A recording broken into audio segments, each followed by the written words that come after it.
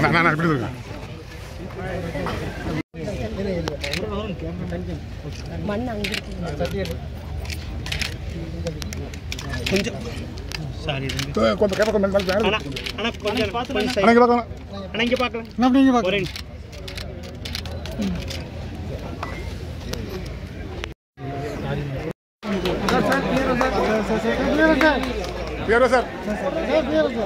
பசுமை கோவை என்ற அந்த செயலி அந்த வாட்ஸ்அப் ஆப்பினை மாண்புமிகு மின்சாரத்துறை அமைச்சர் அவர்கள் இப்பொழுது பயன்பாட்டில் தொடங்கி வைக்கிறார்கள்.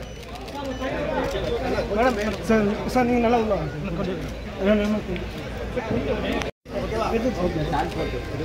சார் நன்றி. கருப்பு இல்லாமல்